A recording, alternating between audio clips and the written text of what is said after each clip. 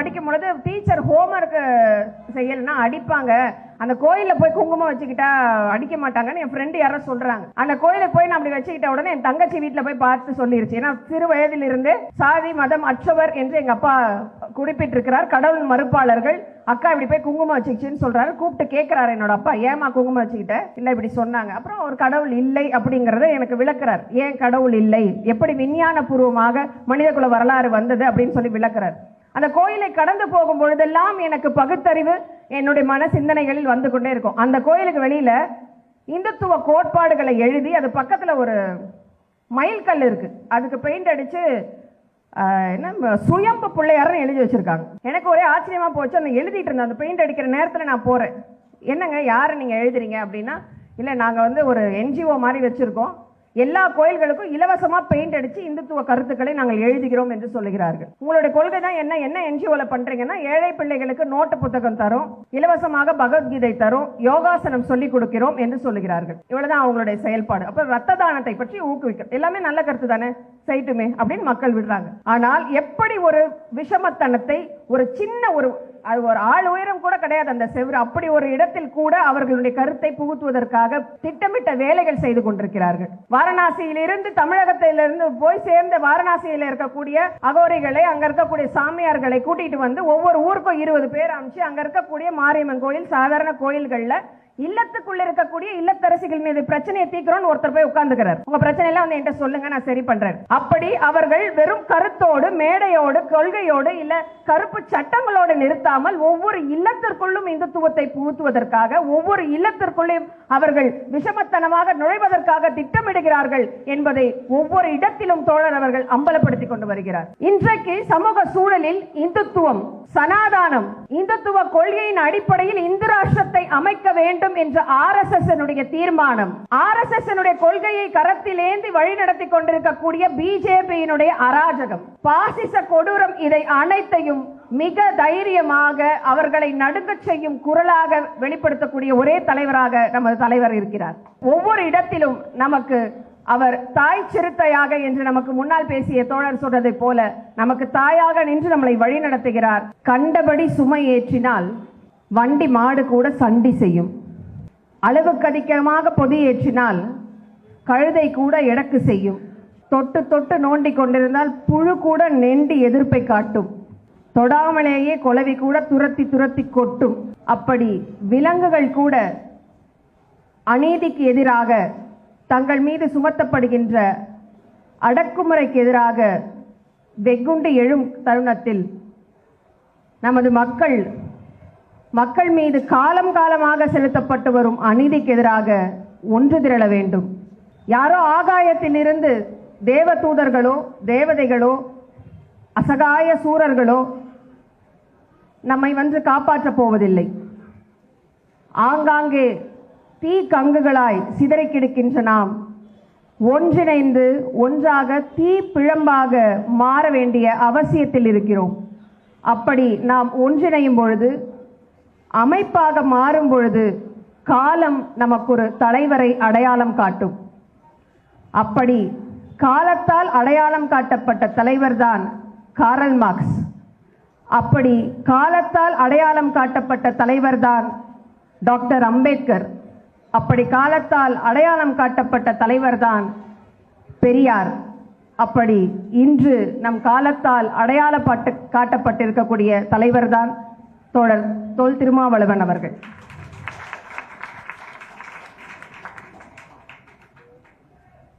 தோழர் வெற்றி சங்கமித்ரா அவர்கள் பேராசிரியர். அவர் இந்த புத்தகத்தில் எழுதியிருக்கக்கூடிய 71 கட்டுரைகளையும் வாசித்த போது அது ஒரு ரசிகரினுடைய வெளிப்பாடாக, இதற்கு முன்னாடி பேசிய தோழர்கள் சொன்னது போல ஒரு காதலனுடைய வெளிப்பாடாக, ஒரு தொண்டனுடைய வெளிப்பாடாக மட்டும் பிரதிபலிக்கவில்லை. இந்த சமூகத்தின் மீது அக்கறை கொண்ட ஒரு தலைவனுடைய வழியை நாம் சரியாக பின்பற்றிவிட வேண்டும் என்ற ஆதங்கத்தோடு அவர் என்ன சொல்ல வருகிறார் என்று புரிந்து கொள்ளுங்கள். அவர் கொள்கை அடிப்படையில் நம்மை இணைய சொல்லியிருக்கிறார், இணைந்து கொள்ளுங்கள். அவருடைய எழுத்துக்களை, சொற்களை, அவர் சொல்லக்கூடிய வழிகளை சரியாக பின்பற்றுங்கள். நம் விடுதலை நோக்கி மிக விரைவாக நாம் பயணப்பட வேண்டி இருக்கிறது. அந்த பயணத்தில் நாம் தெளிவு பெற, கொள்கை ரீதியாக தெளிவு பெற, சித்தாந்த அடிப்படையில் தெளிவு பெற வேண்டிய அவசியம் இருக்கிறது என்று அந்த புத்தகத்தில் சொல்கிறார். அந்த புத்தகத்தில் ஒவ்வொரு கட்டுரையும் தனித்தனியாக விளக்கி தோழர்களுடைய உரையையும், தோழர் அவர்களுடைய செயல்பாடுகளையும், களப்பணிகளையும், காலத்தால் அவர் கடந்து வந்திருக்கக்கூடிய நிலையையும், அவர் எப்படி ஒரு இன்டலெக்சுவல் ப்ராப்பர்ட்டி, ஒரு அறிவு பெட்டகமாக இருக்கிறார் என்பதையும் விளக்குவதன் நோக்கம் அவரை பெருமைப்படுத்துவது, அவரை துதிபாடுவது என்பதல்ல. அவர் என்ன சொல்ல வருகிறார் என்பதை சிறுத்தைகள் பற்றி கொள்ள வேண்டும், அதை சீற்றத்துடன் தமிழகம் எங்கும் பரப்ப வேண்டும், அது இந்திய அளவில் பெரிய மாற்றத்தை ஏற்படுத்த வேண்டும் என்ற நோக்கத்தில் தான் அதை படைத்திருக்கிறார் என்பதை நாம் நன்கு உணர வேண்டும். மிகச்சிறந்த மார்க்சியவாதியாக நான் தோழரை பார்க்கிறேன். சமீபத்தில் அவருடைய மதுரை உரையை கேட்டபோது கூட மார்க்சிய பார்வையில் அவர் பேசியிருக்கக்கூடிய பல விடயங்கள் என்னை கவர்ந்தது. சமீபத்தில் நடக்கக்கூடிய எந்த நிகழ்வாக இருந்தாலும் இதற்கு தோழர் எப்படி வினையாற்றி இருக்கிறார், இதற்கு தோழர் எப்படி பேசியிருக்கிறார் என்று அதை ஒரு குறிப்பாக நாம் எடுத்துக்கொள்ளக்கூடிய ஆர்வத்தை அவர் ஒவ்வொரு முறையும் தூண்டுகிறார். பொருள் முதல் வாதத்தையும் கருத்து முதல் வாதத்தையும் இன்னைக்கு சித்தாந்த அளவில் வகுப்பெடுக்கக்கூடிய ஆசிரியராக நாம் முன்னிருக்கிறார். ஒரு களத்தை, போராடக்கூடிய தளத்தை, நாம் எதிரியை தீர்மானிப்பது நாம் கொண்டிருக்கக்கூடிய கொள்கையும் சித்தாந்தமும் என்று அவர் மிக தெளிவாக, அழகாக நமக்கு விளக்குகிறார். நமக்கு இருக்கக்கூடிய பிரச்சனைகள், நாம் சந்திக்கக்கூடிய சிக்கல்கள், நம் மீது செலுத்தப்படக்கூடிய வன்முறைகள், இதை வைத்து உடனடியாக வினையாற்றுவது என்பதல்ல. அதனுடைய வேரை அறிந்து எங்கிருந்து அது முளைக்கிறது என்பதை தெரிந்து அதை வேரறுக்க நமக்கு ஒரு சித்தாந்த புலம் தேவைப்படுகிறது, அந்த பலம் தேவைப்படுகிறது என்பதை தான் தொடர்ந்து வலியுறுத்துகிறார். ஒரு ஹீரோ வர்ஷிப்பாக நம் தலைவரை பார்க்க வேண்டாம் என்று சொல்கிறார். இதற்கு முன்னாடி பேசிய தோழர் கொளத்தூர் மணி அவர்கள் சொன்னார்கள், தலைவருக்கு பின்னால் தொண்டர்கள் வர வேண்டும் என்று பெரியார் சொன்னதாக ஒரு குறிப்பை சொன்னார்கள். நமது தலைவர் தொண்டர்கள் அனைவரையும் தலைவர்களாக மாற சொல்கிறார். கண்மூடித்தனமாக என் பின்னால் நீங்கள் வர வேண்டிய அவசியம் இல்லை, சொல்லக்கூடிய கருத்துக்களை சித்தாந்த அடிப்படையில், கொள்கை அடிப்படையில் புரிந்து கொள்ளுங்கள், எதிரியை சரியாக தீர்மானித்துக் கொள்ளுங்கள், வழியையும் அதற்கான களத்தையும் சரியாக நீங்கள் தீர்மானித்துக் கொள்ளுங்கள், நீங்கள் என் காலத்திற்கு பிறகும் தலைவராக நிலை நின்று கொள்ளுங்கள் என்று சொல்கிறார். அதான் நம்ம ரொம்ப உற்று நோக்க வேண்டிய, ரசிக்கக்கூடிய, அவரை பின்பற்றக்கூடிய விஷயமாக நம்ம இதை பார்க்கிறோம். இன்றைக்கு சமூக சூழலில் இந்துத்துவம், சனாதானம், இந்துத்துவ கொள்கையின் அடிப்படையில் இந்து ராஷ்டிரத்தை அமைக்க வேண்டும் என்ற RSS தீர்மானம், RSS கொள்கையை கரத்தில் ஏந்தி வழிநடத்தி கொண்டிருக்கக்கூடிய பிஜேபியினுடைய அராஜகம், பாசிச கொடூரம், இதை அனைத்தையும் மிக தைரியமாக அவர்களை நடுங்கச் செய்யும் குரலாக வெளிப்படுத்தக்கூடிய ஒரே தலைவராக நமது தலைவர் இருக்கிறார். இன்னைக்கு எல்லா இடத்திலையும் சாதி உட்புகுந்திருக்கு. நான் ஒரு கூட்டத்தில் பேசும்பொழுது சொன்னேன், தந்தை பெரியாரை பெண்களாகிய நாங்கள் எல்லாம் தாய் பெரியார் என்றுதான் அழைக்க வேண்டும் என்று. ஏன்னா ஒரு பொண்ணுடைய மனசு ஒரு பொண்ணுக்கு தான் புரியும் அப்படின்னு சொல்லுவாங்க. அவர் ஒரு மிகச்சிறந்த பெண்ணியவாதியாக இருந்திருக்கிறார். பெண்களுக்கான பிரச்சனைகளை பெண்கள் இடத்தில் நின்று கொண்டு பார்த்திருக்கிறார். அதற்கான தீர்வுகளை, பெண்களுடைய விடுதலை நோக்கி அவர்களுடைய சுயசார்பற்ற தங்களுடைய கால்களை நிற்க வேண்டும் என்று அவர்கள் முழங்கி இருக்கிறார். அப்படி அவருக்கு பிறகு பெண்களுக்காக பேசக்கூடிய, பெண்களை இழிவு செய்யக்கூடிய ஆணி வேராக இருக்கக்கூடிய மனு தர்மத்தை அம்பலப்படுத்தக்கூடியவராக தோழர் அவர்கள் இருக்கிறார். மனு தர்மமும் சனாதானமும் பெண்களை எங்க வைக்குதுன்னு ரொம்ப அழகா சொல்றார். அதைத்தான் மக்கள் திரித்து கொண்டு பேசிக்கொண்டு திரிகிறார்கள். பிரம்மனுடைய தலையில் பிறந்தவன் பார்ப்பான், தோளில் பிறந்தவன் சத்திரியன், தொடையில் பிறந்தவன் வைசியன், கால்களில் பிறந்தவன் சூத்திரன், அதற்கு அப்பால் அவர்ணன் என்று இருக்கக்கூடிய பஞ்சமன், அதற்கும் கீழே ஒரு இழிபிறவி இருக்கிறது என்றால் மயக்கும் மோகினி, தவறான நடத்தையுடையவள், நம்பகத்தன்மை அற்றவளாக இருக்கிறவள் என்று பெண்களை அந்த மனு தர்மத்தில் குறிப்பிடுகிறார்கள். இங்க எந்த இடத்துலயும் பாப்பா தீ கிடையாது, சத்ரி ஆள் கிடையாது, வைசியால் கிடையாது, எங்கேயுமே அந்த பெண்கள் வரதில்லை. ஒடுக்கப்பட்டவர்களிலும் மிகவும் ஒடுக்கப்பட்டவர்களாக பெண்கள் இருக்கிறார் என்பதை மனு தர்மத்தை மிக தெளிவாக அக்கு வேறாக ஆணி வேறாக பெண்களுடைய பிரச்சனைக்கு காரணம் இந்த சனாதானம் மனு தர்மம் என்பதை நம்மிடையே எடுத்து வைக்கிறார்.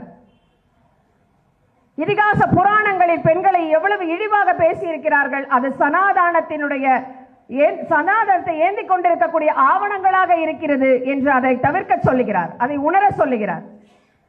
ஒவ்வொரு நிகழ்விற்கு பின்னாலும் இருக்கக்கூடிய சனாதான விஷத்தை அவர் நமக்கு அறிமுகம் செய்கிறார். இது சாதாரண விஷயம் இல்ல. நீ மாட்டுக்கறி திங்காத அப்படின்னு சொல்றது உணவு சம்பந்தப்பட்ட விஷயம் அல்ல, இது அரசியல் சம்பந்தப்பட்ட விஷயம் அப்படின்னு சொல்றார். இப்படி அவர் சொல்லக்கூடிய ஒவ்வொரு விடயங்களையும் தொடர் வெற்றி சங்கமித்ரா அவர்கள் உளப்பூர்வமாக தொடர் சொன்னது போல ஒரு விளக்க உரையாக, அது ஒரு உரை என்றால் அந்த உரைக்கு ஒரு தெளிவுரையாக அவர் விளக்கி இருக்கிறார். அவர் பேசக்கூடிய ஒவ்வொன்றும் என்ன சொல்றாரு உங்களுக்கு அப்படின்னு புரிஞ்சுக்க சொல்றார். அவர் சும்மா பேசிடல இந்த மீட்டிங்ல. அவர் சாதாரணமாக இங்க இருக்கக்கூடிய இந்துத்துவத்தை எதிர்த்து பேசிடல. இதுக்கு பின்னாடி இருக்கக்கூடிய நாம் யார் என்ற வேரை அறிய செய்திருக்கிறார். அதை உணர்ந்து கொண்டு தோழர்களை நீங்கள் போருக்கு தயாராகுங்கள் என்று உங்களை தூண்டுவதை அவர் எடுத்துரைக்கிறார். போர் என்பது ஒரு தனிநபரனுடைய வழிகாட்டுதலில் வருவதில்லை, பல தலைவர்களை கொண்டு வர வேண்டும் என்று அவர் நமக்கு உணரச் செய்கிறார். இப்படி ஒவ்வொரு இடத்திலும் நமக்கு அவர் தாய் சிறுத்தையாக என்று நமக்கு முன்னால் பேசிய தோழர் சொல்றதை போல நமக்கு தாயாக நின்று நம்மளை வழிநடத்துகிறார். அப்படி இந்த சமூகத்தினுடைய மாற்றத்திற்காக அயராது கண்மொழி. ஒரு சில இடத்துல அவருடைய எழுத்தை படிக்கும் பொழுது பயணங்களில் நான் என்னுடைய தொலைபேசியிலேயே அந்த கட்டுரைகளை நான் பதிவு செய்தேன் என்று தோழர் திருமாவளவன் அவர்கள் குறிப்பிடுகிறார். பல தோழர்கள் என்னை எழுதுவதற்கு அனுமதிப்பதில்லை என்று அவர் எழுதுகிறார். அதை படிக்கும்போது எனக்கு சற்று வெட்கமாகிவிட்டது. சும்மா நேரமே இல்லைங்க, டைமே இல்லைங்க அப்படின்னு சொல்லக்கூடிய இந்த நேரத்தை எப்படி கண்டுபிடித்திருக்கிறார். அந்த அமைப்பாய் திரள்வோமன் இருக்கக்கூடிய 58 கட்டுரைகளையும் அவர் தன்னுடைய தூக்கத்தை தியாகம் செய்து, தன்னுடைய நேரத்தை தியாகம் செய்து, பயணங்களிலும் எல்லாவித தியாகங்களையும் செய்து அவர் எழுதியிருக்கிறார் என்பதை படிக்கும் பொழுது நாம் அதற்காக வெட்கப்பட வேண்டிய நிலையில் நிற்கிறோம். எப்படி நாம் நேரத்தை விரயமாக்கி கொண்டிருக்கிறோம். ஏன்னா நம்மை விட வேகமாக நம்மளை எதிரி பலமாக ஆயிட்டே போறாங்க. எங்க ஊர்ல ஒரு சின்ன கோயில் ஸ்கூலுக்கு முன்னாடி இருந்தது. நான் 3ஆம் வகுப்பு படிக்கும் பொழுது டீச்சர் ஹோம்ஒர்க் செய்யலைன்னா அடிப்பாங்க, அந்த கோயில்ல போய் குங்குமம் வச்சுக்கிட்டா அடிக்க மாட்டாங்கன்னு என் ஃப்ரெண்டு யாரோ சொல்றாங்க. அந்த கோயிலுக்கு போய் நான் அப்படி வச்சுக்கிட்ட உடனே என் தங்கச்சி வீட்டில் போய் பார்த்து சொல்லிருச்சு. ஏன்னா சிறு வயதிலிருந்து சாதி மதம் அற்றவர் என்று எங்க அப்பா குறிப்பிட்டிருக்கிறார். கடவுள் மறுப்பாளர்கள். அக்கா இப்படி போய் குங்குமம் வச்சுக்கிச்சுன்னு சொல்றாரு. கூப்பிட்டு கேட்கிறாரு என்னோட அப்பா, ஏமா குங்குமம் வச்சுக்கிட்ட? இல்லை இப்படி சொன்னாங்க. அப்புறம் ஒரு கடவுள் இல்லை அப்படிங்கிறத எனக்கு விளக்குறார். ஏன் கடவுள் இல்லை, எப்படி விஞ்ஞான பூர்வமாக மனிதகுல வரலாறு வந்தது அப்படின்னு சொல்லி விளக்குறார். அந்த கோயிலை கடந்து போகும் பொழுதெல்லாம் எனக்கு பகுத்தறிவு என்னுடைய மன சிந்தனைகளில் வந்து கொண்டே இருக்கும். அந்த கோயிலுக்கு வெளியில இந்துத்துவ கோட்பாடுகளை எழுதி அது பக்கத்துல ஒரு மயில் கல் இருக்கு, அதுக்கு பெயிண்ட் அடிச்சு என்ன சுயம்பு பிள்ளையாருன்னு எழுதி வச்சிருக்காங்க. எனக்கு ஒரே ஆச்சரியமா போச்சு. அந்த எழுதிட்டு இருந்தேன். அந்த பெயிண்ட் அடிக்கிற நேரத்தில் நான் போறேன். என்னங்க யாரை நீங்க எழுதுறீங்க அப்படின்னா, இல்லை நாங்கள் ஒரு என்ஜிஓ மாதிரி வச்சிருக்கோம், எல்லா கோயில்களுக்கும் இலவசமா பெயிண்ட் அடிச்சு இந்துத்துவ கருத்துக்களை நாங்கள் எழுதுகிறோம் என்று சொல்லுகிறார்கள். உங்களுடைய கொள்கை தான் என்ன என்ஜிஓல பண்றீங்கன்னா, ஏழை பிள்ளைகளுக்கு நோட்டு புத்தகம் தரும், இலவசமாக பகவத்கீதை தரும், யோகாசனம் சொல்லி கொடுக்கிறோம் என்று சொல்லுகிறார்கள். இவ்வளவுதான் அவங்களுடைய செயல்பாடு. அப்ப ரத்த தானத்தை பற்றி ஊக்குவிக்க எல்லாமே நல்ல கருத்து தானே, செய்யட்டுமே அப்படின்னு மக்கள் விடுறாங்க. ஆனால் எப்படி ஒரு விஷமத்தனத்தை ஒரு சின்ன ஒரு ஆள் உயரம் கூட கிடையாது அந்த செவ்வறு, அப்படி ஒரு இடத்தில் கூட அவர்களுடைய கருத்தை புகுத்துவதற்காக திட்டமிட்ட வேலைகள் செய்து கொண்டிருக்கிறார்கள். வாரணாசியிலிருந்து தமிழகத்திலிருந்து போய் சேர்ந்த வாரணாசியில் இருக்கக்கூடிய அகோரிகளை, அங்க இருக்கக்கூடிய சாமியார்களை கூட்டிட்டு வந்து ஒவ்வொரு ஊருக்கும் 20 பேர் அமைச்சு அங்க இருக்கக்கூடிய மாரியம்மன் கோயில் சாதாரண கோயில்கள்ல இல்லத்துக்குள்ள இருக்கக்கூடிய இல்லத்தரசிகள் மீது பிரச்சனையை தீர்க்கிறோன்னு ஒருத்தர் போய் உட்கார்ந்துக்கிறார். உங்க பிரச்சனை எல்லாம் வந்து என்கிட்ட சொல்லுங்க, நான் சரி பண்றேன். அப்படி அவர்கள் வெறும் கருத்தோடு மேடையோடு கொள்கையோடு இல்ல கருப்பு சட்டங்களோடு நிறுத்தாமல் ஒவ்வொரு இல்லத்திற்குள்ளும் இந்துத்துவத்தை புகுத்துவதற்காக ஒவ்வொரு இல்லத்திற்குள்ளும் அவர்கள் விஷமத்தனமாக நுழைவதற்காக திட்டமிடுகிறார்கள் என்பதை ஒவ்வொரு இடத்திலும் தோழர் அவர்கள் அம்பலப்படுத்திக் கொண்டு வருகிறார். தோழர்கள் மிக முக்கியமாக இந்த தருணத்தில் உணர வேண்டியது நமது தலைவர் தொல் திருமாவளவன் அவர்கள் நம்மிடம் என்ன எதிர்பார்க்கிறார் என்பதை நாம் உணர வேண்டும். இந்த சமூகம் என்ன எதிர்பார்க்குது, நம் வரலாறு நம்ம கிட்ட என்ன எதிர்பார்க்குது, ஒடுக்கப்பட்ட மக்களாகிய நம்மளுடைய முன்னோர்கள் நம்ம கிட்ட என்ன எதிர்பார்க்கிறாங்க, ஒடுக்கப்பட்ட மக்களுடைய, பிற்படுத்தப்பட்ட மக்களுடைய, சிறுபான்மை மக்களுடைய தேவை என்னவா இருக்குன்னு நிறைய நம்ம யோசிக்க வேண்டியிருக்கு. அதெல்லாம் விட்டுட்டு கூட இன்னைக்கு ஒரு நாள் தோழர் நம்ம கிட்ட என்ன எதிர்பார்க்கிறாங்க. ஏன்னா நம்ம சொன்ன மாதிரி ஹீரோ வர்ஷிப்பா பார்க்கக்கூடியவர்கள் கூட நம்ம மத்தியில இருக்கிற காரணத்தினால் இந்த வார்த்தையை நான் பயன்படுத்துகிறேன். என்ன எதிர்பார்க்கிறார் என்றால், நாம் சித்தாந்த அடிப்படையில், கோட்பாட்டு அடிப்படையில் இந்த சமூகத்தை புரிந்து கொள்வதும், அதன் அடிப்படையில் நம் களத்தை தீர்மானிப்பதும், அந்த சித்தாந்தத்தின் அடிப்படையில் நம் எதிரியை தீர்மானிப்பதும், அதற்கான போருக்கு நம்மை தயார்படுத்திக் கொள்வதும் தான் அவர் எதிர்பார்க்கக்கூடிய மிகப்பெரிய விடயமாக இருக்கிறது என்பதை நமது தோழர்கள் புரிந்து கொண்டு, இந்த சமூக விடுதலைக்காக எழுச்சி தமிழர்கள் ஜனநாயக சக்திகளோடு இணைந்து, இடதுசாரிகளோடு இணைந்து, தலித்தியம் பேசக்கூடிய பல அமைப்புகளோடு இணைந்து, பெரியார சிந்தனைகளை கொண்ட ஜனநாயக அமைப்புகளோடு இணைந்து, தனித்தனியாக இருக்கக்கூடிய தீ கங்குகள் எல்லாம் ஒரு பெரிய நெருப்பு பிழம்பாக மாறி இந்த சமூகத்தை ஆட்கொண்டிருக்கக்கூடிய கொடிய நோயான இந்துத்துவம் என்கின்ற பாசிசத்தை, RSS இந்து ராஷ்டிர திட்டத்தை அழிக்க ஒன்றிணைந்து பாடுபட வேண்டும் என்பதை வேண்டுகோளாக விடுத்து இந்த வாய்ப்புக்கு நன்றி பாராட்டி விடைபெறுகிறேன். நன்றி, வணக்கம். தோழர் சினேகா அவர்களுக்கு நன்றி. அடுத்த அருமை தோழர் ராஜன் செல்லையா அவர்கள்